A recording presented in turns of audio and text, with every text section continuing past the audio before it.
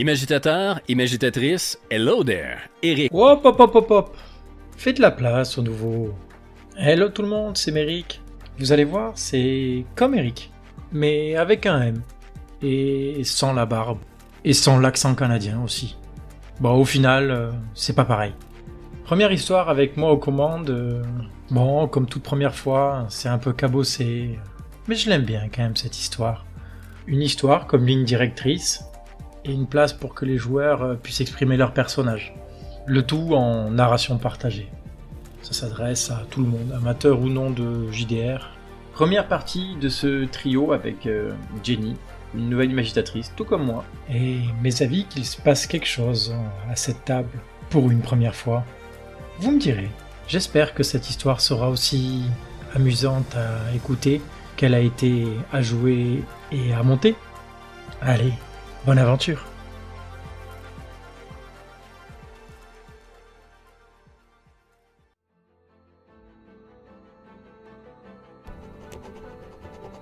Au commencement, les livres s'élevaient comme des phares pour l'humanité, guides illuminés de la connaissance, porteurs d'histoires séculaires.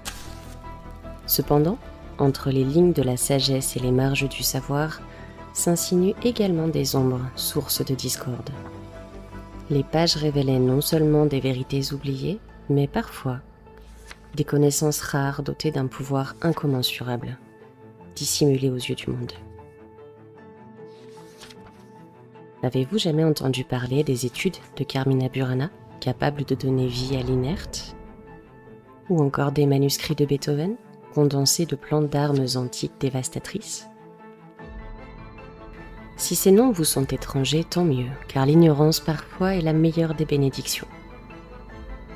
Dans l'ombre, une organisation, la librairie, œuvre depuis des temps immémoriaux pour protéger l'humanité. Les Ijin, agents d'élite, se tiennent parmi vous, des gardiens silencieux. On raconte que le papier lui-même s'incline devant leur volonté. Ainsi, entre les plis du temps et les pages de l'histoire, la librairie veille, assurant que le savoir reste une lumière et non pas une arme destructrice.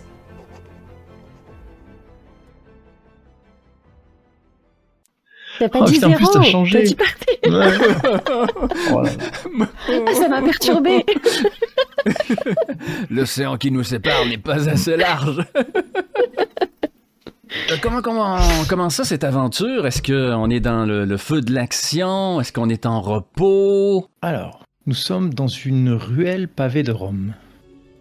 Sous un ciel matinal, encore envoûté par les ténèbres, la lueur naissante du lever du soleil pointe à l'horizon. Les lampadaires projettent une lueur douce qui révèle les contours de voitures stationnées dans l'ombre de la ruelle. On entend un chien aboyer au loin. Un homme en manteau, col roulé, remonte cette ruelle, une enveloppe à la main. Un bruit tape sur le pavé. On voit un camion poubelle compresser les déchets. Les ouvriers s'affairent sur les poubelles. L'homme s'arrête. Il regarde la scène. Son visage, encadré par une crinière de cheveux roux, dévoile une asymétrie singulière. Un œil plus fermé, la pommette un peu basse, et des taches de rousseur abondent sur son visage. L'homme regarde le camion s'éloigner dans la ruelle et disparaître. Il marche quelques mètres de plus et ouvre la porte arrière d'un 4x4 garé proche du trottoir. Il s'engouffre dans la voiture. On entend des bruits de vêtements qui glissent sur le cuir des sièges. L'homme s'installe et referme la porte de l'habitacle. Il pose l'enveloppe sur ses jambes et il fait face à la banquette arrière. Une personne est assise sur l'un des deux sièges de la banquette. Et il te regarde. GB. Que voit-il? Tu vois GB, gueule de bronze, qui tourne la tête à gauche et à droite, regarde au-delà des fenêtres, revient sur l'homme. Elle sera là. Elle est toujours là. Mais elle a ses façons bien à elle. Ouais. Va falloir qu'on discute. Il tape derrière lui sur la vitre teintée. Et le chauffeur sort de la voiture et referme la porte et fait le piqué devant la voiture. Et où es-tu, Mel? Eh bien, je suis en train de remonter la rue, là où est garée la voiture. Et j'arrive relativement rapidement. À la vue de la silhouette de Mel que je reconnais, cette démarche rapide, une certaine assurance, on voit GB sortir de la voiture, laisser la porte ouverte et inviter Mel à entrer. Comme toujours, tu travailles tes entrées. Il s'inquiétait. Moi aussi, d'ailleurs. Je t'adresse un signe de tête pour la portière et je m'installe dans la voiture sans un mot. GB retient encore la portière quelques instants, détaille le décor, comme s'il tentait de repérer quelque chose. On voit les reflets des lampadaires qui viennent jouer sur son masque de bronze, et surtout ces deux hublots qui lui servent à voir, qui sont devant ses yeux, et on voit ce liquide bleuté dans lequel l'homme baigne en permanence à l'intérieur de son armure. Je respire un grand coup et je m'assieds à côté de Mel, refermant la porte. Enfin. Et on voit l'homme au col roulé sortir un petit calepin de sa veste, griffonner quelque chose avec un stylo et la remettre dans la poche de sa veste. Bien. Agent Mel, agent GB, avant de passer à la mission du jour, il va falloir qu'on prenne quelques instants pour discuter de votre précédente mission. J'ouvre l'enveloppe en craft et je sors un mince feuillet frappé des logos de RBL, la Royal British Library, avec écrit dessus en rouge Malte. À l'évocation de la mission précédente, GB vient réajuster sa cravate, met ses deux mains gantées sur ses cuisses et on voit ses doigts commencer à pianoter. On sent une certaine nervosité. Et Mel fait simplement claquer sa langue comme quand elle commence à être agacée. Et ce n'est jamais bon signe lorsqu'elle fait ça. Bien. Je vois que vous attendez. Il ouvre, il corne un peu le feuillet du dossier. Alors, la librairie aimerait beaucoup savoir pourquoi, quand on vous envoie investiguer sur une personne à Malte, on finit avec, je cite, et il ouvre le feuillet, 24 bateaux coulés, 4 morts et la moitié du port détruit. Un concours de circonstances. Et sérieusement, je ne crois pas que l'on devrait comptabiliser la mort d'un chien. C'est exact. Mais LGB, j'essaie de vous couvrir. Et à ces mots, on a un fondu et on se retrouve dans une autre scène, au bord d'un port, de nuit. C'est un port de nuit, c'est quoi? Tu nous as mis une image noire? Une image noire? Non, tu le vois normalement. Non. Méchant. Et là, tu veux qu'on rajoute du steampunk à travers ça, là? Et... Des petits bateaux à vapeur? bien sûr. C'est parce que c'est le... Vous étiez venu vérifier qu'un certain Antoy Alvarez n'était pas rentré en possession de documents appartenant à la librairie. Documents secrets, classés, dangereux. Vous deviez juste rapporter les informations de savoir si oui ou non il avait réussi à mettre la main sur quelque chose appartenant à la librairie. Donc, mon salaud, t'es en train de nous dire que nous, on a transformé une mission de surveillance en Deuxième Guerre mondiale? J'aimerais que vous m'expliquiez pourquoi et comment, oui. Tu veux nous faire briller, c'est ça? Ah, on a fait briller le port, c'est ça? C'est vous qui avez fait briller le port. Ouais, exactement. Donc, on est en planque pour l'instant et on détaille ce port. On est peut-être l'un à côté de l'autre, Mel? Oui, tout à fait. J'ai préparé une diversion. Oula, à quoi t'as pensé, GB, encore? C'est Tony. Il nous a préparé un petit feu d'artifice. Ça va faire beaucoup de bruit, mais pas trop de dommages. Est-ce que t'es bien sûr de toi? Je me retourne vers elle, je penche ma tête un peu de côté. On fait confiance aux gens. Tony n'a jamais merdé. C'est vrai, je te l'accorde. Je me retourne vers les bateaux. Tu connais la nature de ces documents, Mel? Non, pas vraiment. Très peu d'informations comme toujours. Pourquoi nous envoyer simplement surveiller? Ils auraient pu donner ça à des bleus. Est-ce que tu penses à sortir des sentiers battus, au-delà de ta diversion? Non, ce n'était qu'une simple question. J'ai peur que tu aies perdu quelques galons depuis qu'ils nous ont placés en binôme, toi et moi. J'ai l'impression que depuis 2 mois, les missions qu'on nous attribue, c'est une espèce de mise à l'épreuve. J'ai l'impression de revenir sur le banc école. Et je me retourne encore à nouveau vers toi. Ça t'agace pas, toi? La langue claque, encore une fois.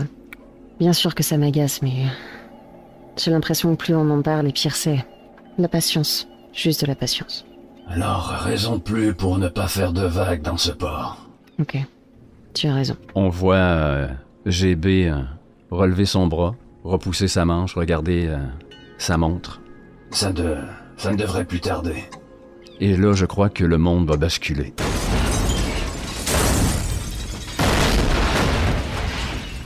Qu'est-ce qui aurait pu causer le dérapage de cette explosion? L'endroit où GB a déposé le colis?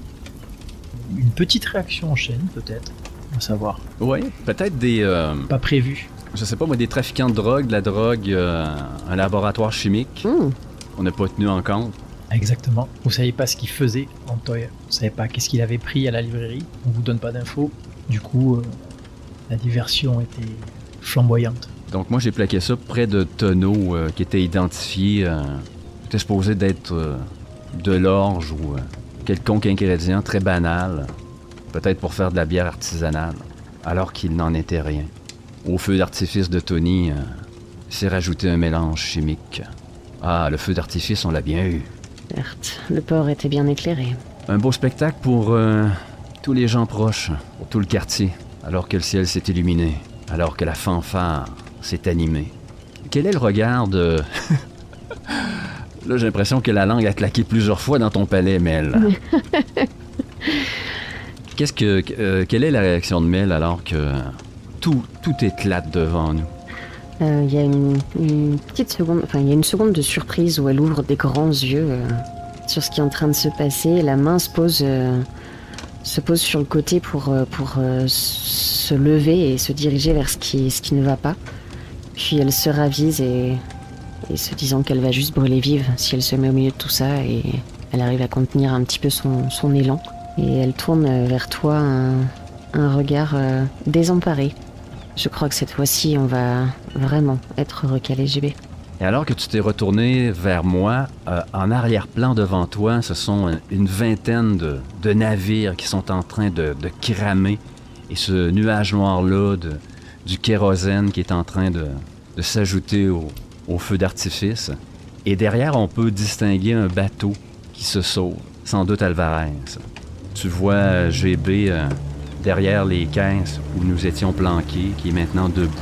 Tu vois les flammes se refléter sur son masque de bronze. Et tu peux noter que ses mains tremblent. Il semble être figé à la vue de ces flammes qui s'élèvent dans le ciel nocturne. Et juste au moment où tu vois, où tu reconnais, en tout cas, pour l'avoir déjà vu, la peur paralysante de GB, Mel, tu sens la pointe d'un canon dans ton dos. Qu'est-ce que vous foutez ici? Je lève mes deux mains à mi-hauteur, pas au-dessus de la tête, mais juste à mi-hauteur. Et j'attends, je ne réponds pas. Et t'entends le bruit d'une radio de communication. On en a deux ici. La boîte de conserve et la fille. Et tu vois qu'une personne commence à... pareil, en tournant la tête, pointer du canon GB, mais toujours paralysé par ces flammes qui viennent lécher son casque. Et c'est un autre bras avec un autre canon ou c'est la même personne? Il y a le bras long. Ouais, Peut-être, écoute.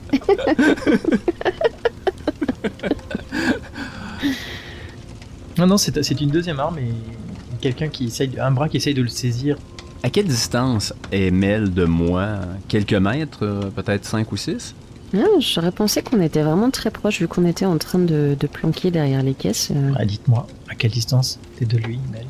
On fait un entre-deux. Si tu veux. On est à 3 mètres. Eh ben, vous êtes très proches. On a vu Mel sortir des caisses et écoute, même à cette distance-là, alors que l'homme lui a intimé de ne pas bouger, JB n'a rien entendu. Là. Ce que j'entends, c'est des cris. Dans ma tête, c'est mon cri que j'entends. On me voit alors, on voit mon visage, celui que j'avais avant de voir celui d'un monstre, avant qu'il ne soit totalement fondu, brûlé par le feu. On me voit coincé sous les débris des poutres et hurler, alors que les flammes commencent à lécher mes jambes et s'attaquer à mon torse, le bras tendu, implorant de l'aide, criant. On revient dans la réalité et on voit toujours ces flammes, le reflet des flammes danser sur le masque. Et GB, t'es avec moi? Je pense qu'on va y aller avec un premier jet. C'est rare que j'annonce des jets. J'irai avec un jet de mental, voir si je vais être capable de m'estirper de cette peur panique. Ouais, de cette peur. Très bien. Briller. Mais écoute, je pense qu'on brille assez de même, là. On est en train de faire briller la ville au complet. On se demande pourquoi. J'ai bon en mental.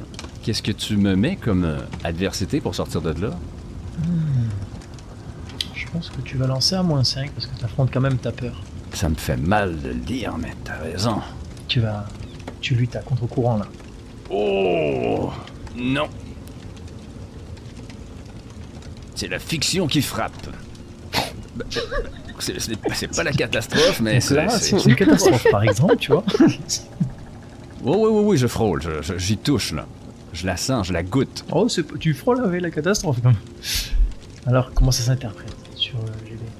Écoute, alors que j'ai rien entendu de l'injonction de l'homme qui est sur Mel, j'entends encore moins l'homme qui est derrière moi, et je vais me retourner. Alors qu'il m'a intimé de ne pas bouger, je me retourne lentement vers lui. C'est un peu comme abasourdi, comme si je tente, par une certaine gestuelle physique, de m'extirper de mes cauchemars. Ouais. Et je me retourne et je fais face carrément à... On peut voir l'image de côté, le canon de l'arme qui est carrément pointé sur mon front de métal. Et je crois que ça va attiser l'homme. Faire un geste précipité. Ok. Est-ce que toi, alors avant de conclure, de faire la suite, qu'est-ce qui se passe dans la tête de Mel là, quand elle voit GB? J'essayais de voir comment allait réagir mon compagnon de route. Et je pense que ça m'agace aussi, au-delà de faire claquer ma langue, parce que ça commence à être assez peu. Je pense que je vais finir par essayer, quand je vois qu'il se retourne en tout cas, et que je me dis que ça va forcément dégénérer, je vais essayer de balancer un pied en arrière pour venir taper le genou de celui qui me pointe dans le cou. De celui qui pointe GB du coup? Qui me pointe moi, derrière moi. Je voudrais balancer un pied en arrière pour tenter Très bien. de le faire tomber à terre. Elle a bien senti, la jante Mel, que ça allait dégénérer. Eh ben très bien. C'est ça. Eh ben fais-moi un beau jet de... Toi aussi, brille. Oh ben c'est beaucoup mieux que ton comparse. Alors, ça se passe très bien. Décris-nous comment ça se passe. Eh bien, voyant que je suis en train de perdre mon compagnon et qu'il est perdu dans ses pensées, et puisque j'ai déjà remarqué un petit peu ce blocage qu'il a sur les flammes, je vais décider de lancer les hostilités, lancer mon pied en arrière et venir taper exactement sur le genou de la personne qui tient l'arme, ce qui fait que son genou va passer dans le sens inverse de l'articulation normale. Oui. Dans un craquement terrible. Suivi d'un cri. Ah, la pute, elle m'a pété le genou! Et qui tombe à genoux en lâchant l'arme. GB, tu n'esquiveras pas un coup de crosse sur le casque qui fait une entaille, en tout cas une déformation dans un bruit sourd et qui te fait accuser le coup. Oui, mais on va voir GB justement vaciller, reculer de quelques pas et venir heurter les caisses derrière lesquelles on se dissimulait. Et cependant, il va y avoir un effet bénéfique à ce coup. Je crois que ça va me faire sortir de ma torpeur. Le danger de cet homme devant moi représente une menace plus importante que des cauchemars. Et alors que je heurte et que, bon, la posture n'est pas très... On perd un peu du côté gentleman de l'homme, alors que je m'affale un peu gauchement dans les caisses, mais clairement, lorsque je redresse la tête, maintenant cabossée au niveau du front, on voit à travers ce liquide bleuté là, que le regard est fixé sur l'homme. Ça se joue à deux, ce petit jeu. Et je vais foncer dessus. Très bien. Eh bien, fais-moi rêver. Fais-moi notre petit jeu. Va t'ouvrir une bouteille de scotch immédiatement là, si tu veux rêver, parce que c'est pas moi qui va le faire. Pas avec le jet que j'ai eu tout à l'heure, là. En combat, j'ai excellent. Qu'est-ce que j'ai devant moi, là? Très bien. Oh, t'as un soldat, là. T'as un soldat. Ça me mettrait à combien? Donc, t'as excellent... Ça te mettra à plus 10. Attends, plus 15, pardon. Plus 15, ce qui me met à 55, plus mon 5 en Krav Maga. Un Krav Maga, ouais. Donc, on y va avec un 60. Ce n'est pas gagné. C'est à pleine main que tu tentes de l'attraper. D'accord. Oui, écoute, là, je suis comme un footballeur américain, là. Je tente, je lui rentre carrément en baissant la tête, là, je fonce comme un taureau, puis tenter de le soulever, là. On y va comme ça. Allez, roule. C'est une réussite critique. Allez, fais-toi briller. Ouais, écoute, faut briller, là. Alors que je me redresse, et je prends même pas la peine de me redresser totalement, parce que justement, je veux rester un peu accroupi, foncé, tête baissée, une tête ceinturée de métal, qui va venir claquer là, carrément dans son plexus solaire, alors qu'on va entendre le craquement. Et en même temps, je me donne comme un genre d'impulsion avec mes jambes pour le soulever à la fois et le tenir avec mes bras, donc je l'enlace et je vais aller piquer de la tête ensuite sur le quai en bois et on va voir et c'est épais les planches là, sous lui, là, mais on va voir quand même ces planches là, fortement accuser le coup et craquer sous lui. Et sans doute que l'homme au niveau de la colonne vertébrale... Il n'y a pas que les planches qui craquent, je pense, il y a aussi la colonne. C'est ça, je crois pas que cet homme va se relever. Donc je reste sur lui, je suis en position et là je constate les dommages que j'ai fait alors qu'on voit encore ces flammes là, qui nous entourent. Et est-ce que Mel l'a vu ça? Oui. Ou est-ce qu'elle est concentrée sur... Non, je pense que je l'ai vu parce que c'est quand même de GB que mon inquiétude partait. Le fait qu'il ne réagissait pas, donc une fois que j'ai mis l'homme... au sol, je pense que j'ai mis un coup de pied dans l'arme histoire d'être tranquille. Et je garde un œil sur cet homme au sol et je vois mon comparse faire ses frasques. Donc, t'as un homme, si je replace un peu la situation, Méric, on a un homme au pied de Mel. Et moi, en dessous de moi, il y a un homme qui fait des grosses bulles rouges là, qui bouillonnent dans sa bouche. Là. Oui, donc vous avez un homme paralysé et un autre sûrement mort. Hein? Justement, tu regardais si GB tout allait bien et on entend grésiller la radio de celui à qui t'as cassé la rotule, disons en tout cas déplacée. Oui. Et on l'entend grésiller, tu détectes pas ce qui se dit, c'est comme un bruit, quelqu'un qui essaie de communiquer mais qui est pas sur le bon canal. Que fais-tu, Mel? Je suis encore très en colère, hein. J'ai pas du tout aimé cette façon d'arriver derrière moi là et de se penser tout permis. Donc, je vais arracher la radio de sa ceinture. Et je vais m'approcher un tout petit peu du bord du port, vraiment pas trop, hein. Je reste à distance et je vais la lancer dans l'eau. Et là, alors qu'on te voit face à l'eau, on voit GB se positionner à côté de toi. On est pratiquement épaule contre épaule. J'époussette un peu mon complet. Elle aurait pu servir. Et là, je hausse les épaules. Et comme pour te répondre, il y a une explosion proche de là où tu as jeté la radio, de réaction en chaîne de tous les bateaux qui sont en train d'exploser et prendre feu. Un autre bateau qui vous découpe dans le noir, tous les deux, l'un à côté de l'autre. Je crois qu'une bonne conversation avec Tony s'impose. Je pense aussi. Et là, peut-être qu'on nous voit là, de dos, observant cet océan, la surface qui miroite les flammes. On a l'impression que l'océan est en feu. Mais là, je suis curieux, Mel. Oui. T'as parlé d'une inquiétude envers moi durant le combat, envers GB. Ce que j'ai cru comprendre, c'est que ton frère était une légende au sein de l'agence dans laquelle on travaille. Tout à fait. Et mon arrivée avec toi, notre nouveau binôme depuis environ 3 ou 4 mois, ça n'a pas fait en sorte de redorer ton dossier. Disons que les missions qu'on a depuis un certain temps sont assez banales. Et moi, au sein de l'agence, je suis un peu la raillerie de certains confrères. On ne se gêne pas pour m'apostropher là, dans les couloirs, m'appeler l'agent brisé.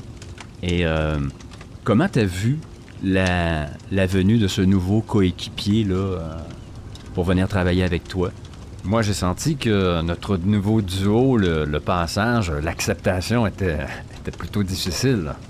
Ça a été difficile, effectivement.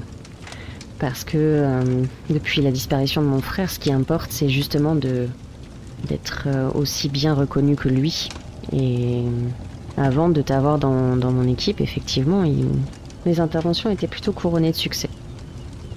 Est-ce que tu as porté malchance? Est-ce que c'est un concours de circonstances encore une fois? Mais on commence à faire un peu trop de bruit et on me le fait remarquer.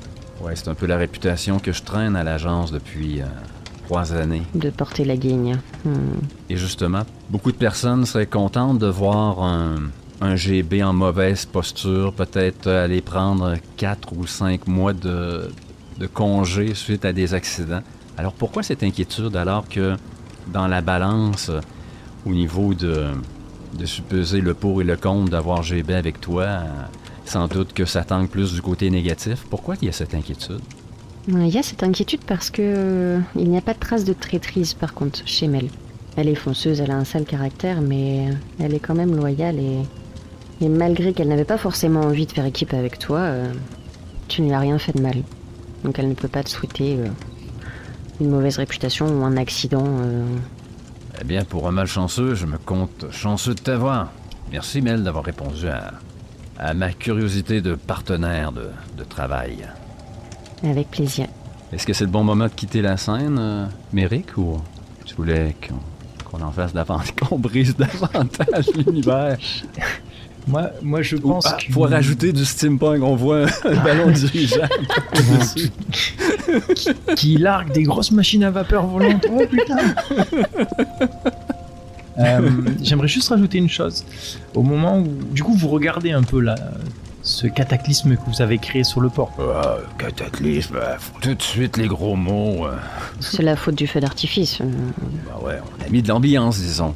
Et happé par ce feu d'artifice artisanal, tu sens une main t'agripper le bras fortement, Mel. Et à ce moment-là, on revient dans la voiture et tu vois l'agent qui t'attrape le bras. Tu n'es pas ton frère, Mel. Tu devrais t'en tenir à ce que tu sais faire. Je lève vers l'agent un regard plein de colère, vraiment très sombre. Et est-ce qu'on peut avancer maintenant ou on va discuter comme ça toute la nuit? Rapidement, vous avez vu la main de GB aller agripper le bras de notre agent de liaison. Un mouvement très protecteur là, envers Mel. Comme un réflexe. Et je serre. Ouais.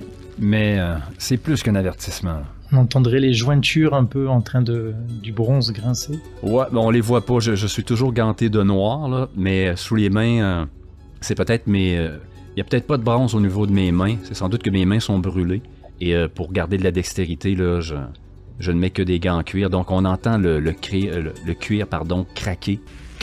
Et je serre vraiment de manière un peu excessive. Ça suffit. Et on voit l'agent accuser le coup, serrer un peu la mâchoire et... C'est bon. C'est... GB relâche, un peu surpris de son geste. Aussitôt que j'ai vu l'agent grimacer, le geste que j'ai, c'est comme une main qui se retire du feu. Là. Immédiatement, je m'attaque à ma cravate pour la réajuster, un peu mal à l'aise, mais sans m'excuser. On voit l'agent se masser l'avant-bras. Il n'y aura pas de seconde chance. Et il sort un autre dossier de l'enveloppe en craft. Vous allez escorter et intercepter des documents. Et il regarde sa montre. Dans 30 minutes, une réplique de l'Orient Express va effectuer un trajet à destination de la librairie, Londres. à son bord un de nos experts en authentification. Ils ont retrouvé les 2 derniers manuscrits écrits par Léonard de Vinci. Comme vous le savez, ce qu'ils contiennent est strictement confidentiel. La librairie ne veut pas que une autre équipe d'un autre pays tombe dessus. Vous n'êtes là que en couverture et protection. Le scientifique est escorté par un agent à nous. Il vous regarde tour à tour. Un agent normal. C'est bien clair? Pas clair. GB va hocher de la tête, bien conscient que depuis plusieurs semaines, on se frotte à du menu frottin. Et que là, alors qu'on nous dit que c'est la dernière chance, on nous confie sans doute ce qui est la mission la plus importante de l'agence de l'année. Ça laisse GB un peu circonspect, surpris. Mais il est tout de même conscient que c'est la dernière. Ça passe ou ça casse. C'est donc lentement qu'on va voir la tête de GB se retourner vers Mel. Mel qui va te regarder elle aussi et t'adresser un signe de tête. Elle est toujours dans sa fureur. Tu vois dans ses yeux cette flamme qui brûle. Elle se contient vraiment très fort au point qu'elle a de très légers tremblements. Et elle te fait un signe de tête un peu entendu. Alors que GB a noté les tremblements, on a vu... c'est l'ombre d'une esquisse d'une main qui s'est légèrement décollée de sa cuisse, comme pour aller se poser sur la main de Mel pour la calmer, mais il s'est arrêté. 30 minutes? Alors on n'a pas de temps à perdre. Rappelez le chauffeur. Il retoque sur la vitre teintée. Le chauffeur rentre et... J'étais contre cette affectation. Mais... quelqu'un... là-haut... vous laisse une dernière chance. Et quand il dit ça, il pointe du doigt le logo sur l'enveloppe au signe de la librairie. Ne merdez pas cette fois. J'ai tourné le regard vers l'extérieur de la voiture et, à part mes mâchoires qui bougent, on ne voit plus grand-chose de mon visage. Lors de ces moments où Mel s'isole, GB sait qu'il n'y a rien à faire. Mel est aux prises avec ses propres démons, à vivre dans l'ombre de celle de son frère, d'avoir tous les regards braqués sur elle. Les gens à l'agence attendent tellement d'elle. GB respecte son silence et sa distance. Et lui aussi, son regard se projette au-delà de la fenêtre et de son côté. Le bruit du moteur de la voiture se fait entendre et on la voit démarrer dans la ruelle.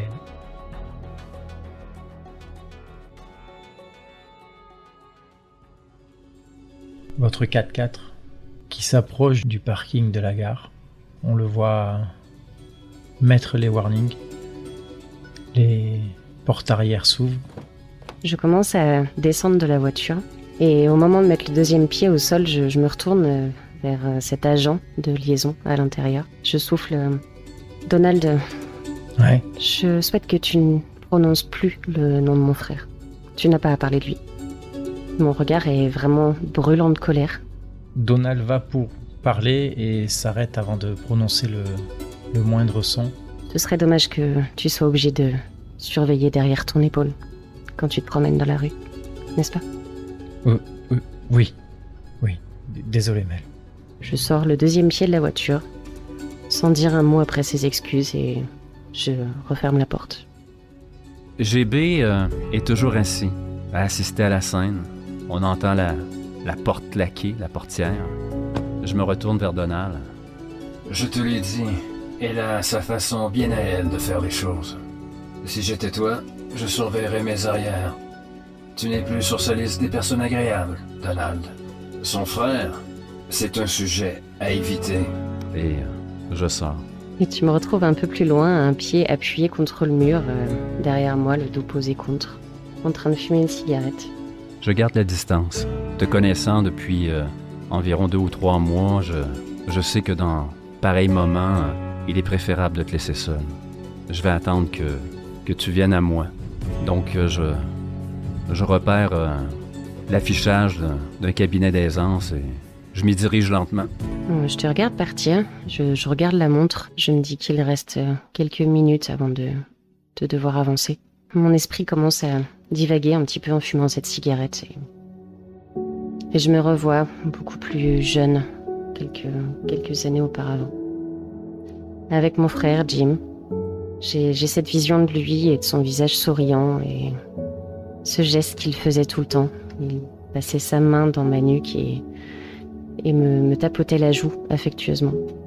Et je ressens ça pendant quelques instants, son contact, son visage qui me sourit, le cœur qui se serre très fort et le manque énorme de lui tout le temps.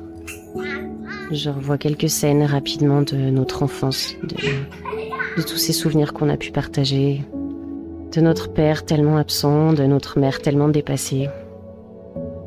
Et depuis 4 ans, après cette mission, plus rien à part ce vide, le vide qu'il a laissé. J'avais pourtant déjà rejoint l'agence quand il a disparu, mais j'ai jamais réussi à atteindre son niveau, ne serait-ce que de respect qu'il attire auprès des collègues. Il a toujours brillé tellement plus fort que moi. Et j'entends à nouveau sa voix grave, qui m'appelle gamine à chaque fois que j'essaye d'être un peu prétentieuse ou de lui arriver, ne serait-ce qu'à la cheville. Ce petit gamine avec le sourire qui remonte sur le côté, lâché avec un regard rieur et tellement de complicité. C'est peut-être lui le seul qui croyait vraiment en moi, finalement. Lui était persuadé que je brillerais aussi fort, peut-être même plus fort que lui. Mais je m'arrangeais bien aussi de lui laisser sa place en avant. Il la prenait beaucoup trop bien. Le cœur se serre une dernière fois, encore un peu plus fort. Les yeux deviennent un peu humides. Je jette un coup d'œil pour voir si GB n'est pas encore sorti. Je lâche un léger soupir en voyant que non. Essuie mes yeux, recadre mes lunettes, écrase ma cigarette et respire un grand coup, en essayant de chasser ces derniers souvenirs. La première image que l'on voit, c'est des roues dentelées, entremêlées de ressorts et de petits essieux. Tic-tac, tic-tac, tic-tac. Une main gantée de cuir noir, celle de GB, vient fermer un panneau de métal sur le mécanisme. On s'éloigne légèrement et on prend conscience que cette petite trappe de métal est au niveau du cœur de l'agent de la librairie, qui maintenant referme les boutons de sa chemise blanche. La chose faite, il vient plaquer son front d'acier sur le verre du miroir face à lui. Le ciel est bleu, le soleil se lève à l'est. La mer a le même chant que celui du vent dans les canyons. Et je suis devenu un monstre. La peau et la mémoire en lambeaux. Voilà ce que je suis. Le monstre de la librairie. GB décolle son front du miroir et détaille son reflet dans la glace, sans bouche, sans émotion. Les chats sont doux, les chiens sont fidèles, et ils ne doivent pas mourir dans les explosions d'un port. Méfie-toi de l'eau qui dort. GB va fouiller dans la poche de son veston, la poche intérieure, et vient appliquer une petite feuille sur le distributeur de papier. Un simple mot écrit, brisé. Il regarde le mot, puis lentement ressort des cabinets d'aisance. À ce moment, je vois Mel écraser du pied sa cigarette. J'ai sans doute perçu ses yeux humides. Je vais donc encore une fois garder la distance et me diriger vers ce train, l'Orient Express, que l'on entend. Et finalement, c'est moi qui vais faire un pas vers toi et t'adresser un signe de tête, comme si de rien n'était. C'est bon, GB? T'es prêt? Ouais, je suis prêt. Je vais être honnête avec toi, Mel. Je le sens pas du tout. Cette mission, je la sens pas. Moi, je sens qu'on l'a réussi. Je te fais un signe de tête, approuvant ton enthousiasme. D'un geste de la main, je t'invite à passer devant, tel le gentleman que je suis. Je passe devant toi et je t'observe quelques secondes, d'une façon un peu appuyée. C'est assez perturbant. Je suis méfiante envers toi, certes, mais j'aime tes manières et finalement, je te trouve sympathique. Et c'est un peu paradoxal. Et dans ce moment, là, tout de suite, où je suis un peu déstabilisée par ce que je viens de penser, c'est compliqué. Je porte la poisse, mais je suis gentil.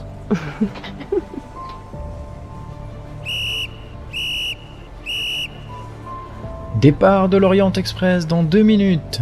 2 minutes. Vous voyez un homme avec un képi et un sifflet autour du cou qui dirige les nombreux touristes vers les multiples entrées de la locomotive. Un s'approche de vous et... messieurs, dames, c'est pour le tourisme. Il arrête sa phrase en plein milieu en voyant ton visage, GB.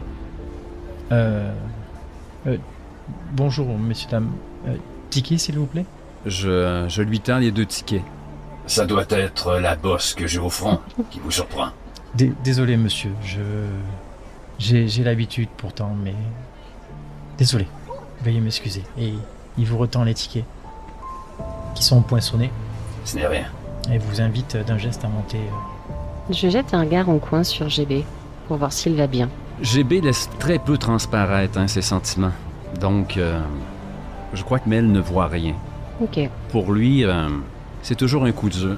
Entre un crochet à la gueule et ce genre de réaction, sont durs à encaisser, mais il en a l'habitude. Cette apparence fait plusieurs années qu'il la supporte. À l'entrée, je verrais bien, moi, un genre d'automate, mais petit, pas plus d'1 mètre de haut.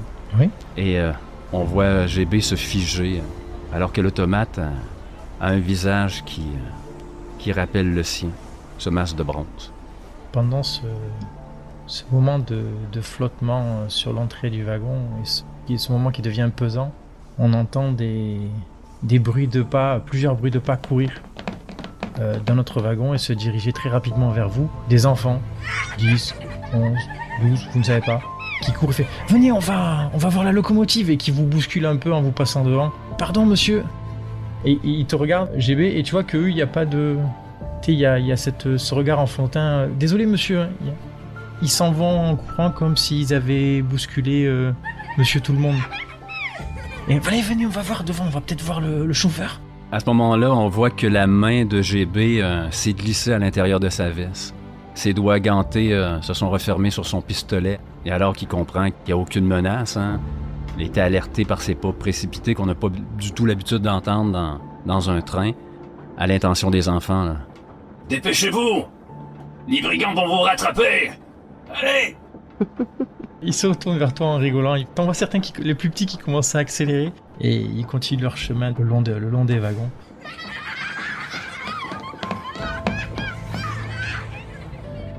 Vous arrivez dans un wagon qui est quasiment rempli de fenêtres, du plafond, les côtés.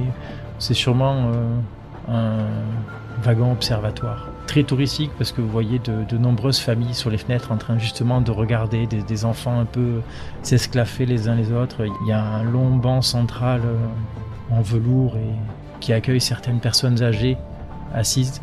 On en voit avec un système mécanique pour soutenir leurs jambes ou leur position. Tout le monde discute et vous vous rendez vite compte que sans être bondé, le wagon est rempli de touristes, de familles. Et qu'est-ce que ça t'inspire, toi, Mel? Moi, ça me provoquerait presque un vertige. Il y a trop de vie, trop de monde, plus le mouvement du train. Tous ces gens totalement inconscients de ce qui se passe autour d'eux. Ça me saoule au sens littéral du terme. J'ai un peu une sorte de toute petite nausée, un peu la tête qui tourne. Des espaces confinés peut-être aussi, j'apprécie pas vraiment.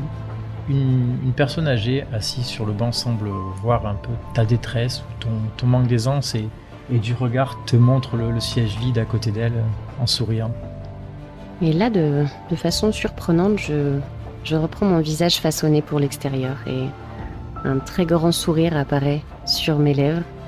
Je lui fais un signe de tête pour la remercier et je m'installe. Merci madame. Cette apparence s'emplit, lisse, qui me permet de passer partout depuis toujours avec ce visage d'innocence.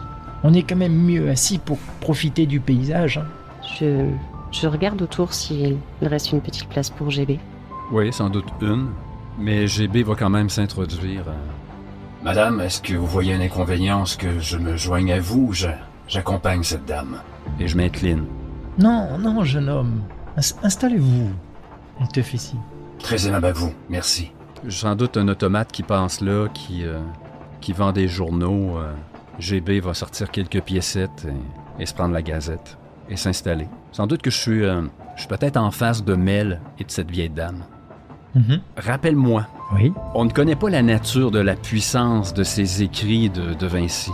Non. Vous savez que la librairie demande un confinement total, ce qui peut arriver sur certains ouvrages. C'est que soit le savoir enfermé dedans, soit la technologie expliquée pourrait poser de trop grands problèmes. J'en profite puisque j'ai un trou de mémoire aussi. Est-ce qu'on doit intercepter ou est-ce qu'on doit aider à livrer? On protège, je crois. Ok, c'est ça. Vous devez vous débrouiller pour que les documents arrivent à la librairie. Il y a déjà des personnes qui ont les documents en leur possession. L'expert qui a authentifié le fait que c'était des feuillets du manuscrit de Léonard de Vinci et un agent, je dirais, classique de l'agence. L'agence a tendance à pas privilégier les vols ou les déplacements trop visibles. Peut-être pour ça qu'elle a choisi un train de touristes, une relique un peu du passé. Excuse-moi, Méric, mais pour l'instant, le manuscrit là, est dans notre camp, donc c'est seulement un travail de livraison. Exactement. Là, pour l'instant, si ça suit son cours, ça rentre chez vous sans problème. Et dis-moi, est-ce qu'un manuscrit, dans le passé, a déjà représenté un danger potentiel immédiat? Oui, il y a déjà eu des disparitions de villes entières. Certains pays auraient utilisé certains savoirs pour ramener des soldats morts au combat. Il y a déjà eu ce genre de choses-là. Ça peut être de la technologie. C'est tout le temps sous forme d'écrit. Des plans sur une base enfouie quelque part qui aurait pouvoir sur une source d'énergie trop puissante. Vous savez que souvent, la librairie, faute de pouvoir maîtriser la puissance, préfère sceller complètement. Même si c'est très décrié dans le sens où elle prend la liberté d'enfermer elle-même du savoir qui pourrait faire avancer tout le monde, mais ils savent trop compliqué et le dérapage serait trop vite possible. GB se décolle du dossier pour se pencher un peu plus vers Mel. Tu vois que ma tête tourne à gauche et à droite, détaillant les gens autour de nous. Je me penche un peu vers toi. Il y a beaucoup de civils, beaucoup d'enfants. Je questionne la décision de la librairie d'avoir choisi l'Orient Express comme moyen de locomotion. Un manuscrit de Vinci, nous ignorons sa nature, mais nous savons que certains écrits renferment une puissance qui a l'équivalent d'une bombe. Des répercussions possibles. Tu as raison, même si effectivement ce voyage un peu touristique aurait pu être une bonne idée. À ce moment, Mel, tu ressens la vibration de ton téléphone dans ta poche. Je regarde. Tu vois écrit un numéro de wagon et de fauteuil. Ça ressemble à quoi comme téléphone? Un petit téléphone à clapper avec un simple écran. La vieille sonnerie des années 50. Ah, exactement. Je fais glisser le téléphone dans ta direction, GB. Sans rien dire, je te montre ce qui est inscrit sur l'écran, tout en posant une main sur l'épaule de la vieille dame à côté de moi. Merci, madame. Bon voyage à vous. Et je me lève. Je note et je vais suivre Mel aussitôt qu'elle va se lever. Je vous souhaite un excellent trajet, madame. Je commence à avancer et je te souffle. Allons voir ce qui se passe là-bas. Simple hochement de tête. GB est aux aguets. Vraiment, on peut sentir peut-être un peu la nervosité de l'homme. Encore une fois, je réajuste ma cravate et je serre et desserre les poings. On entend le cuir de mes gants. Et je suis Mel de proche. Mais mes yeux derrière ce verre rempli de ce liquide bleuté regardent un peu partout. Dis-moi, Mel, quel wagon correspondait le numéro sur ton téléphone? Bien visiblement le wagon-bar. Très bien. Donc, GB approuve. Ah bah le bar. La première chose qui vous prend quand vous entrez dans ce wagon, c'est l'ingéniosité avec laquelle ils ont dû faire face pour réussir à agencer un bar, un piano, des tables en acajou richement ornées. On a l'impression que tout est disposé avec une précision géométrique pour gagner la moindre place. Des éclairages avec des lampes, avec des abat-jours. On peut voir un piano mais sans pianiste. Les touches fonctionnent d'elles-mêmes qu'un tabouret n'est présent devant le piano, comme un automate musical. Est-ce qu'il y a un bar à ce wagon, Mel? Oui, dis oui, Mel. Il y a effectivement également un bar. D'accord. Alors, je le vois bien, le bar en premier et au fond le piano. Donc tu as un long bar et un serveur. Pour le coup, ça dénote un peu avec ce piano autonome, quelques tabourets, des personnes sur ces tabourets assises en train de certaines discuter. L'espace est quand même étriqué quand des personnes, disons, un peu fortes ou imposantes sont dans ce long couloir. Et au fond, vous avez ce piano autonome qui joue et quelques tables et quelques fauteuils en... Est-ce qu'on a vu nos contacts? Vous reconnaissez ces fameux agents en chemise, costard, cheveux plaqués en arrière, sûrement un ancien des forces spéciales ou de la police. Putain, on dirait qu'on les clone, là. Ils sont tous pareils. Alors que je suivais Mel, aussitôt qu'il commence à voir, on rentre dans le wagon-bar où il y a beaucoup de gens. On va voir GB comme venir un peu dépenser Mel, ouvrir le chemin, se faufiler, l'attirant à lui. Par ici, Mel. Et je t'emboîte le pas. Au bar. Et on se cale une place à côté de l'agent. Immédiatement, GB va appeler le barman. Quelque chose à boire, Mel? Whisky, s'il te plaît. Même chose pour moi. J'offre rien à l'agent. Je lui fais seulement un petit hochement de tête. Bien, monsieur. Quand vous vous êtes approché de la table, est-ce que vous l'avez vu mettre la main dans sa veste l'espace de quelques secondes? Au moment où je vois sa main rentrer à l'intérieur de son veston, je vais avancer d'un pas assez vif en avant et je vais plaquer ma main sur la sienne qui vient de rentrer derrière sa veste. La discrétion ne fait pas partie de vos apprentissages sur la nouvelle génération. On se calme, Jeannot. Désolé, je suis un peu nerveux. Agent Lorenzo de la librairie. Content de vous voir. Alors que les deux ballons de whisky, c'est ce que tu avais demandé, Mel, hein? Tout à fait. Arrive, je t'entends un, Mel, puis on voit GB apporter le ballon devant son masque, le faire tournoyer un peu au niveau de l'endroit où devrait se situer son nez, le faire tournoyer quelques secondes, puis le tendre à l'agent. Ça va vous calmer. Ma main est toujours sur sa main dans sa veste et je tapote 3-4 fois et je lui adresse un sourire un peu moqueur. Puis je me réaccoude au bar devant mon verre. Et l'agent est dubitatif, il regarde le liquide de couleur or dans ce ballon. Avant qu'il puisse faire le moindre geste, vous entendez... Bon, j'imagine qu'il va pas le prendre. Hein. Et vous voyez la personne juste à côté de lui de prendre le ballon des mains, GB, en boire quasiment la totalité. Ah, ça fait du bien. Vous voyez une personne afro-américaine, la soixantaine, les cheveux grisonnants et s'essuie la bouche. Vous êtes ceux qui... Et regarde Lorenzo, c'est les renforts, ça? La boîte de conserve et une gamine? Oh. Je le fixe. L'art de se mettre les pieds dans les plats. Ouf!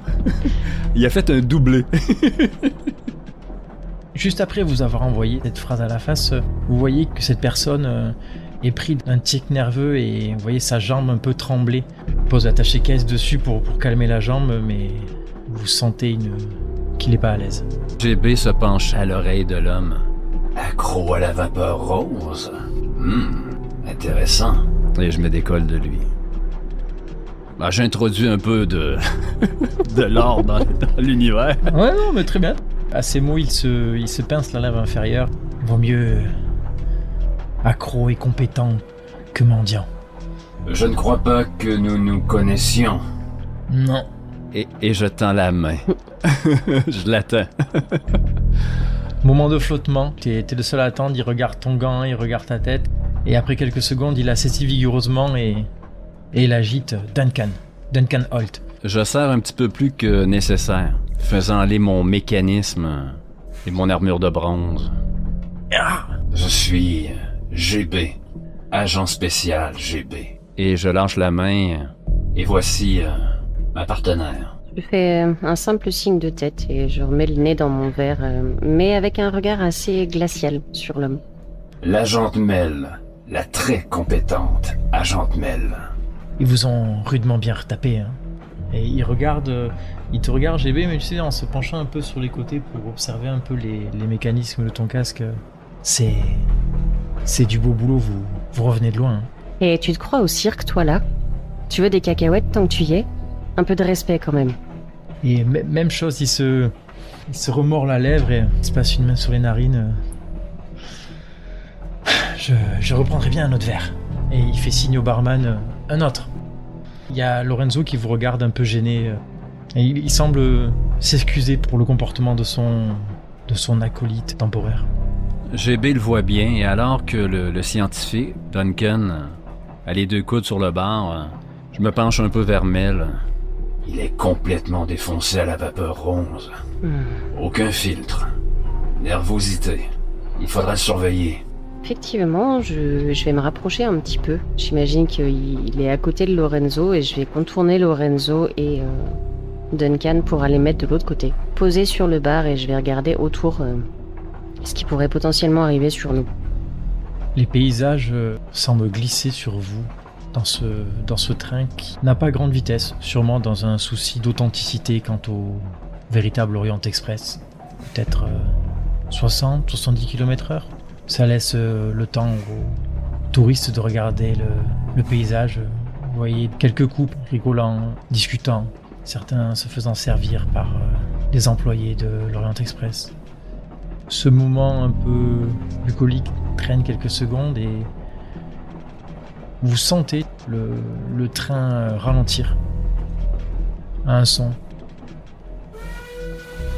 Et vous voyez que le train ralentit fortement. Écoute, on a vu GB tourner la tête, regarder le paysage. Quand j'ai vu le poste d'aiguillage au loin, je me suis juste penché vers Duncan, le scientifique. Vous avez la pièce sur vous?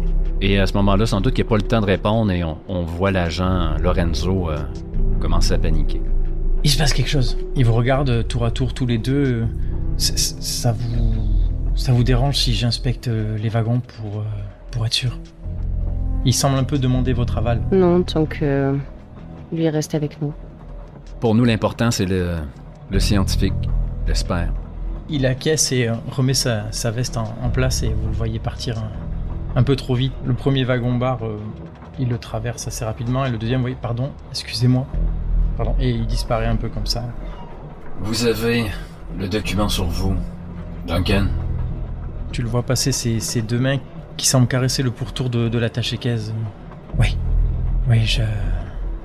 Vous savez ce que les manuscrits contiennent? Il vous regarde tour à tour. Non, donc là, vous me confirmez que ce n'est pas un leurre que vous avez dans cette attaché-caisse, que c'est l'original? Non, c'est authentique. Ce sont les deux derniers feuillets du manuscrit de Léonard de Vinci. Les derniers qu'il écrit avant sa mort. Êtes-vous autorisé à nous dire de quoi il en retourne?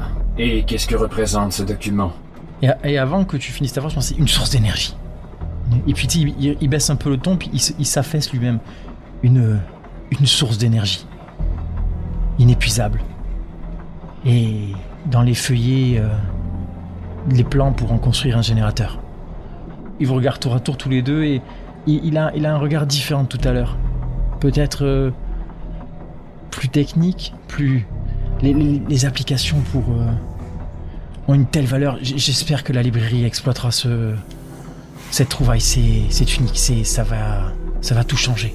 Très bien, on n'a pas besoin d'en savoir plus. Vous me confirmez que ces manuscrits ne représentent aucun danger immédiat, aucune source de magie, ou quelque chose qui pourrait mettre en péril ce train? Non.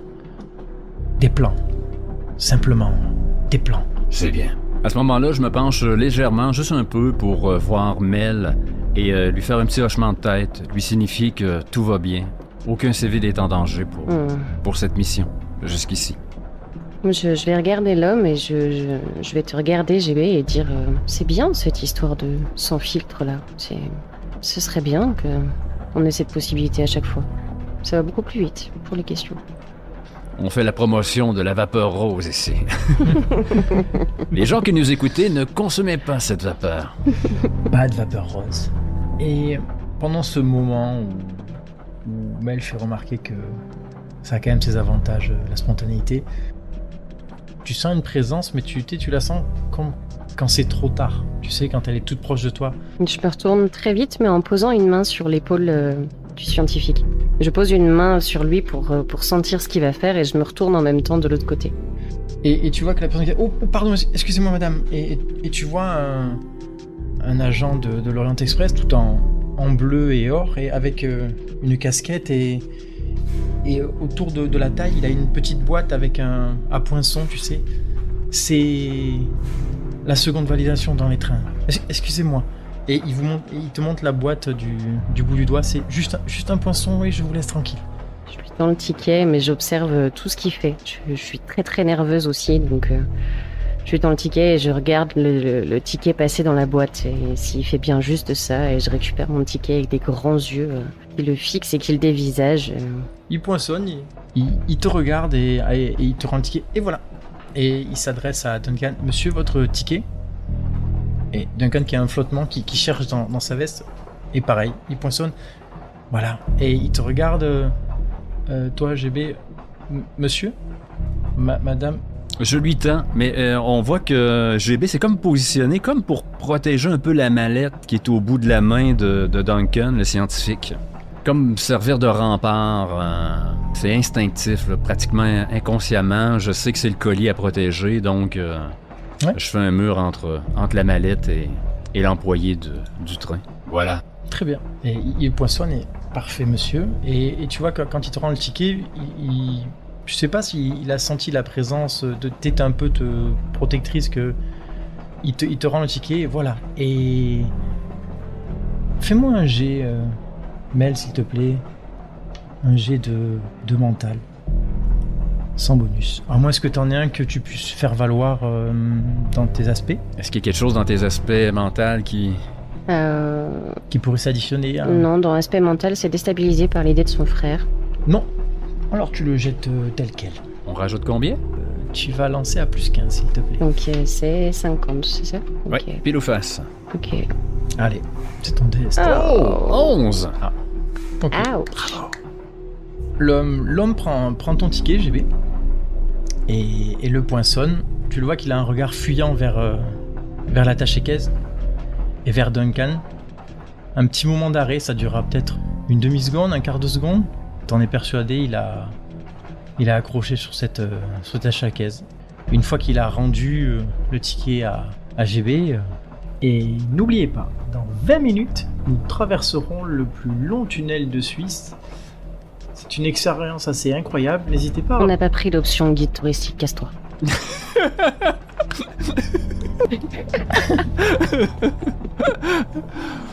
Ok, et tu vois qu'il est pris. Oui. Déstabilisé, l'homme?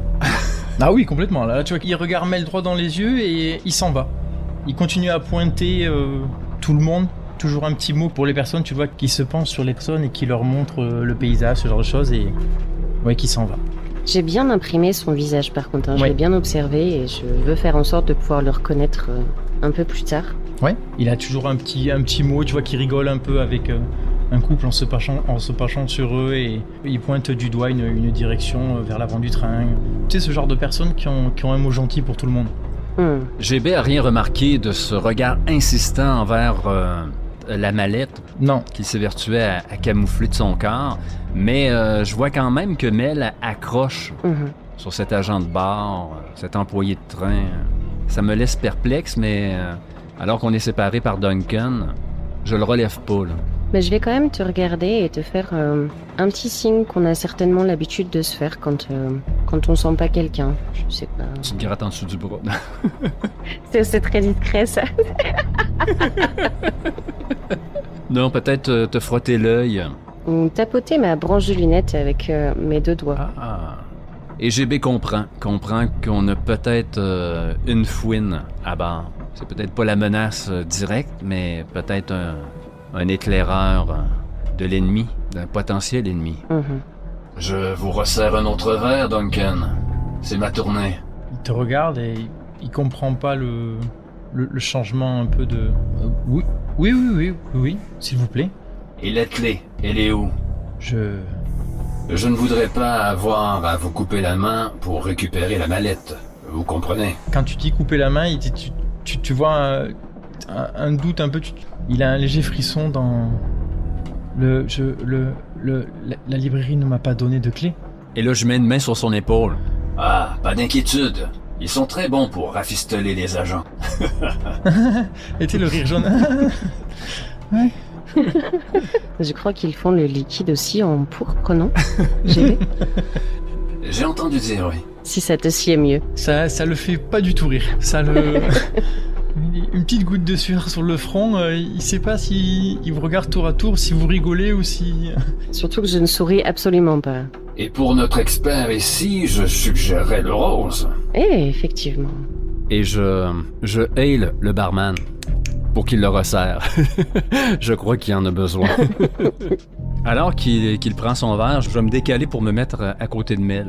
Il nous reste combien de temps, Méric, avant que le train n'arrive à la librairie? Le temps de traverser la Suisse à ce rythme-là, 3 bonnes heures. Pas plus. Ah oui. Si tu avais à frapper pour mettre la main sur ces archives, à quel moment le ferais-tu, Mel? Dans le tunnel? Ce qui nous laisse une vingtaine de minutes. Et si je voulais vraiment récupérer cette mallette, j'aurais la même pensée que tu as eue tout à l'heure. C'est directement la main que je viserais. Si des gens mal intentionnés veulent mettre la main sur cette puissance, cette source d'énergie, je donne peu cher de notre scientifique. Ce sera à nous de le protéger et honnêtement, il ne s'est pas mis dans nos bonnes grâces. Lui, peu importe en fait. Les documents d'abord. Bien sûr. Je ne crois pas que ce wagon bar soit tout désigné pour la protection de la mallette. C'est vrai. On devrait peut-être trouver un endroit moins bruyant et je trouve aussi que Lorenzo met beaucoup de temps à revenir, non? Effectivement, maintenant que tu le soulignes, on ne se sépare pas. On escorte ce Duncan à un endroit plus calme. De toute façon, Lorenzo a fait sa part de la mission. C'était la première partie du trajet. Peu importe s'il est avec nous. Espérons qu'il s'en tire. Est-ce qu'on connaît un endroit où plus susceptible d'être calme, moins de civils autour par rapport à l'Orient Express? Peut-être des couchettes ou des choses comme ça, non? Ouais, il y a des suites en effet avec des lits. Sur 2 wagons, sur les 7 qui le composent, des sortes de suites wagons couchettes ou peut-être suites un peu haut de gamme pour la clientèle qui peut se permettre d'acheter ces compartiments. Moi, ce que je proposerais, ce serait de faire une ellipse où on entend ces genres de portes coulissantes, là, un genre de chut. Ouais. Et on invite Duncan à entrer. Genre de cabine avec 2 banquettes de chaque côté, peut-être même genre de lit escamotable au-dessus si les gens veulent se reposer. T'as Duncan qui vous regarde tour à tour, mais tout va bien, et Lorenzo, l'agent? Si c'est un bon agent, il nous retrouvera. Est-ce que la suite est vide ou est-ce qu'il faut faire de la place? Mais elle veut de l'action. Mets-moi quelqu'un, là. Ça aurait pu être drôle qu'elle soit déjà occupée quand on arrive. Ben oui. Ben elle est déjà occupée alors. Ça marche. J'aime bien. Allez, j'achète. C'est à ce moment-là qu'on s'aperçoit qu'il y a quelqu'un d'ici. Ouais, parce que quelqu'un est en train de défaire un sac de voyage sur une des couchettes. Il vous regarde, j'avais réservé toute la suite. La vôtre est plus loin, vous êtes trompé. Mais il regarde ses tickets. Ah non, je suis sûr que c'est la mienne. Alors ça va pas se passer comme ça. Je sors mon arme. Oh putain, il lève de suite les mains. Je le pointe et je lui dis « Votre suite est plus loin. Vous vous êtes trompé. » Je trouve que ces arguments sont très convaincants. Pas vous? Il reprend son sac. Et il le refait même pas, il y a toutes les affaires sous la main. Il longe le mur sur le côté de la porte. C'est pas la bonne suite, c'est pas ma suite. Voilà, je vous l'avais dit. Je range mon arme avec un très grand sourire. Bonne journée. Et tu claques la porte qu'il ait pu finir de répondre. Il attendait des bruits de pas courir le long du couloir. La porte est claquée, mais tu sais, c'est une porte avec une vitre et un rideau, et on voit GB tasser le rideau, et là on a la face de ce gros homme. J'apporte mon index où devrait se situer ma bouche et je referme le rideau. Et dès que le rideau retombe, j'éclate de rire. Ah, tu ne rates jamais tes entrées, Mel. C'est un don chez toi. C'est un compliment que tu me fais souvent. C'est parce que tu as ce talent. Tu ne rates pas tes premières impressions. Installez-vous, Duncan. Et il s'assoit en tenant la tache caisse, tu sais, autour de lui. Genre, il comprend pas trop. C'est exactement ça, je le vois serrer la mallette, tu sais, c'est... Un peu voûté, tu sais. D'accord. Je tiens à mes Il bras. regarde Mel différemment, tu sais. Ah, d'accord.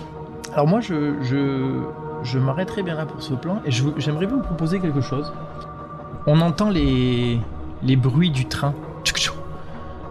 Le bruit régulier. L'image se fond et on voit une cuillère dans une tasse qui tourne au même rythme que le bruit du train. On a la tasse fumante. La cuillère tape sur la tasse. Une main saisit la tasse qu'on pourrait qualifier de géante. L'avant-bras est couvert de tatouages. Tout le long du personnage, on voit une chemise avec une cravate, une épingle qui tient la cravate en forme de croix dorée. L'homme au crâne rasé avec un chapeau feutré lève la tasse et la hume. Il lève la tasse pour boire le liquide brûlant et on peut voir que son cou est cerclé d'un mécanisme qui fait penser à celui de GB et qui semble accroché à la peau et qui émet un cliquetis quand il relève la gorge et qu'il boit. Il inspire et boit le café et au moment de souffler, on voit des évents, un peu comme des branchies de poissons qui s'ouvrent en métal autour de cet élément greffé sur son cou. Est-ce que ta scène est terminée? Oui. On est en narration partagée? On va aller. Mais alors que l'homme repose sa tasse et qu'on voit la tasse en premier plan, la caméra continue à descendre et on s'en va où les pieds de l'homme, le dessous de la table, et on voit l'agent Lorenzo, inconscient. Est-ce que tu voudrais ajouter quelque chose, Mel? Non, c'est trop bien.